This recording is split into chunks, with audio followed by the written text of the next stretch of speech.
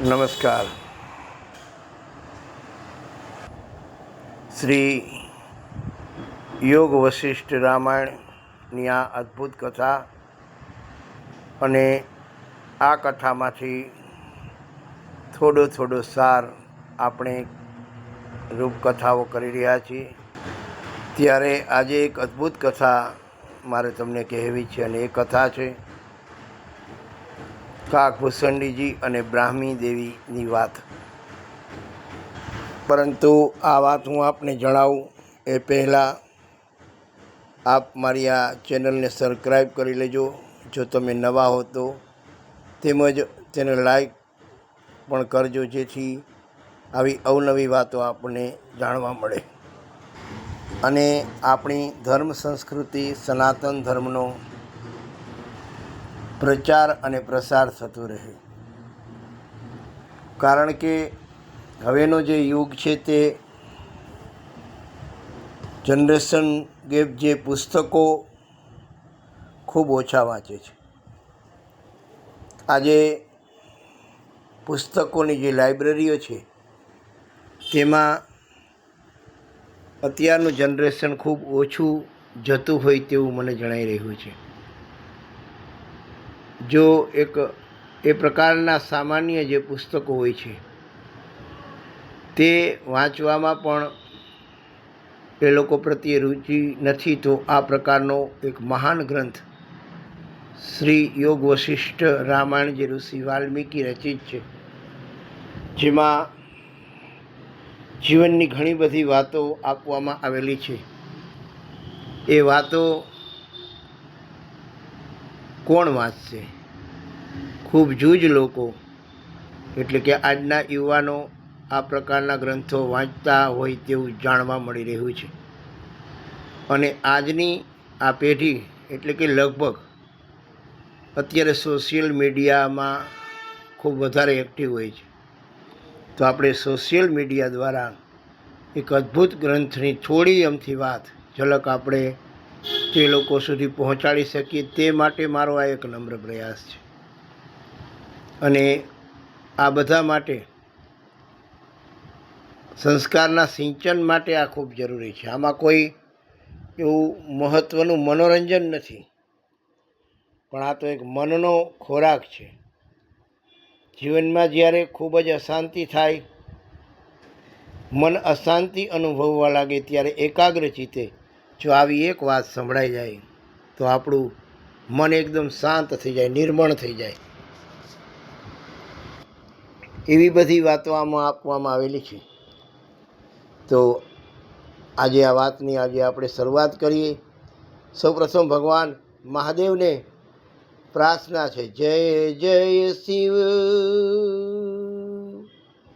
શંભુ કરુણાનિધિ મહાદેવ. જય જય જય શિવ શંભુ કરુણાનિધિ મહાદેવ. જય બ્રાહ્મી માતા, જય બ્રાહ્મી માતા, જ્ઞાનદાયી દેવી, જ્ઞાનદાયી દેવી. માતા બ્રાહ્મીની આમાં એક અદ્ભુત વાત છે અને આ વાતથી જ કાગભૂષણજી અમર થઈ જાય છે. એમાં ઋષિ વશિષ્ઠને કાગભૂષણજી કહે છે કે હું ઉચ્ચ કુળમાં જન્મ્યો, પરંતુ હૃદયમાં અહંકાર ભરેલો હતો. ઋષિ કુળમાં જન્મેલો, ગુરુએ અનેક વાર ઉપદેશ આપ્યો, પણ મેં અવગણના કરીને ગુરુએ અંતે શાપ આપ્યો કે જન્મ મરણના ચક્કરમાં ભટકતો રહીશ. અને કહેવાય છે કે ગુરુ વાણી સદા સત્ય છે. અવગણના ન કરવી ભાઈ, શાપ મળે તો જીવન અંધકાર, અને ગુરુ શરણે જ મુક્તિ રહેલી છે. ગુરુનો શાપ કોઈ દી ન લેવો. ભગવાન શિવે અને ગુરુનો શ્રાપ મળ્યો અને ભૂષણજી જાય છે મહાદેવના શરણે. પણ શિવ પોતાના ભક્તોની ખૂબ ચિંતા કરે છે. ભગવાન મહાદેવને ભૂસંડીજી ખૂબ જ વિનવે છે, પ્રાર્થના કરે છે, અને ભગવાન મહાદેવને દયા આવે છે. અને પોતે જે ગુરુની અવહેલના કરી હતી તેના ઉપર તેને પસ્તાવો પણ થાય છે. અને મહાદેવ તેનો પસ્તાવો જોઈ અને મહાદેવ તેને કહે છે કે હે ભૂસંડી, તું કાક રૂપે સદાય જીવીશ, તું જ્ઞાન પ્રકાશ ફેલાવશે, પણ તારી સ્મૃતિ કદી લઈ નહીં થાય. મહાદેવ એને કહે છે કે તું અનેક જન્મો સુધી અવતાર ધારણ કરીશ, જેટલા જેટલા તારા જન્મો થશે એ બધા જન્મોમાં તને બધા જન્મોની વાત યાદ રહેશે, તારી સ્મૃતિ કદી ભૂસાશે નહીં. અને જ્યારે જ્યારે તું તારી જૂની સ્મૃતિઓ સંભાળીશ ત્યારે બધી તને યાદ આવશે. આવો એક આશીર્વાદ આપ્યો. અને એ આશીર્વાદને કારણે જ ઋષિ વશિષ્ઠને કાકભૂષણજીજી પોતાના અનેક જન્મોની વાત કરે છે અને કહે છે કે મારા માટે આ દેહ નવો છે, આત્મા નવો નથી, આત્મા એનો એ જ છે, પણ એ આત્મા અનેક દેહોમાં ફર્યો છે. અને તેના અનુભવની વાત ગુરુ વશિષ્ઠ અને કાકભૂષણજીજી કહે છે. એનું આ એક પ્રમાણ છે. અને ભગવાનના મહાદેવના આશીર્વાદ મળ્યા. દયાળુ શંભુ મહાદેવ સાપને પણ આશીર્વાદ બનાવી દે. આવો શિવ ભક્ત મહાદેવના જ્યારે શરણે જાય ત્યારે મહાદેવ તેને એકના અનેક આપે છે. અને પછી તો કહેવાય છે કે દેવી શક્તિઓ પ્રગટ થઈ, અનેક માતૃકાઓ પ્રગટ થઈ, અને એમાં મુખ્ય બ્રાહ્મી દેવી એટલે કે બ્રહ્માણી દેવી આગળ આવ્યા. અને એને પણ માતાજીએ પણ એને કીધું કે હે ભૂસંડી, અહંકાર છોડી દે, પરમાત્મા સર્વત્ર છે. આ એને માતાજી કહે છે, દેવી કહે છે કે હે ભૂસંડી, અહંકાર છોડી દે, પરમાત્મા સર્વત્ર છે. ગુરુ સેવા, ભજન, આત્મજ્ઞાન આ ત્રણેય તને મુક્તિ અપાવશે. જય બ્રાહ્મી માતા, જ્ઞાનદાયી માતા, તારા ઉપદેશે જીવન ઉજાડ્યું, અહંકાર છૂટ્યો, ભક્તિમાં છૂટી ગયો અને હૃદય પરમાત્મામાં વસાયો. અને હવે પૂર્ણ જ્ઞાન થઈ ગયું. જ્યારે માના આશીર્વાદ મળ્યા અને પછી તેનામાં અદ્ભુત જ્ઞાન પ્રાપ્તિ થઈ. અને આ ઉપદેશે ભૂસંડીના જીવનમાં પરિવર્તન આપ્યું. તેઓ તપમાં, ભજનમાં, પરમાત્માની ભક્તિમાં સ્થિર થયા અને કાક રૂપે તેઓ દીર્ઘાયુ બની ગયા. સદાય સત્સંગ કરતા રહ્યા અને ભગવાન રામની ભક્તિમાં લીન થયા.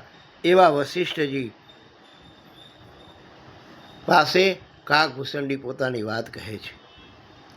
અને પછી તો કાકભૂષણજીના જીવનમાં રામ નામનો દીપ પ્રગટ્યો, કાક રૂપે ભૂસંડી નામ, ભક્તોને આપે જ્ઞાનનો માર્ગ, જન્મ મરણ મુક્તિ પાય. ભગવાન રામની એવી ભક્તિ લાગી ગઈ અને ભગવાન રામમાં લીન થયા. અને એની પણ એક રામાયણ છે જેને આપણે બધા કાકભૂષણજી રામાયણ તરીકે ઓળખીએ છીએ. અને આ કથા આપણને એ શીખવે છે કે ગુરુઓ વાણીનું પાલન કરવું જોઈએ. ભગવાનની કૃપા હોય ને તો ક્યારેક તો મળેલો શ્રાપ પણ આશીર્વાદ બની જાય. બ્રાહ્મી દેવીનો ઉપદેશ છે કે જ્ઞાન, ભક્તિ અને ગુરુ સેવા વિના મુક્તિ નથી. માટે કીધું છે કે ગુરુ ભક્તિ કરજો, હરિનામ લેજો, બ્રાહ્મી માયાનો ઉપદેશ માનજો, શિવ કૃપાથી જીવન ઉજળે. ભૂસંડી જેવા તમે ભક્ત બની જજો. આ પ્રકારે આજે શ્રી કાકભૂષણજીના જીવનકથા યોગ વશિષ્ઠને આધારે માત્ર સારરૂપ વર્ણવી છે. એમાં તો ખૂબ વિસ્તારથી આ વાત કરેલી છે, પરંતુ તેમાંથી માત્ર ને માત્ર એક થોડો સાર આપની સમક્ષ રજૂ કર્યો. આશા રાખું કે આપ સર્વને ગમ્યું હશે. અને આ પ્રકારની હજી ઘણી બધી વાતો યોગ વશિષ્ઠમાં આપેલી છે.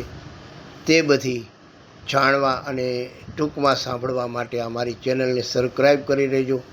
આપણા જે આ જ્ઞાન છે, ધર્મ જ્ઞાન છે, તેનો ફેલાવો કરતા રહેજો. કારણ કે મેં શરૂઆતમાં કીધું તેમાં કોઈ મનોરંજનની વાતો નથી, પરંતુ મનને આનંદ પ્રમાણનારી વાતો છે. જ્યારે તમારું મન અશાંત હશે, મન દુઃખી હશે, ત્યારે તમને આ વાત ગમશે. બાકી મનને સ્થિર રાખ્યા વગર આ વાત પણ સમજાશે નહીં. એવી આ અદ્ભુત વાતોને સાંભળવા માટે સૌપ્રથમ તો મારી એક આ ચેનલને તમે સબસ્ક્રાઈબ કરી હોય તો તમારા બીજા મિત્રો, સ્નેહી, સંબંધીઓને પણ કહેજો કે મારી આ ચેનલ સબસ્ક્રાઈબ કરે, લાઈક કરે, જેથી આપણા આ જ્ઞાનનો પ્રચાર પ્રસાર થતો રહે તેવી મારી આશા છે. અને એ આશા સાથે આજે હું મારી વાતને વિરમવું છું. ભગવાન શ્રી રામ આપ સર્વનું કલ્યાણ કરે તેવી આશા સાથે. જય શ્રી રામ.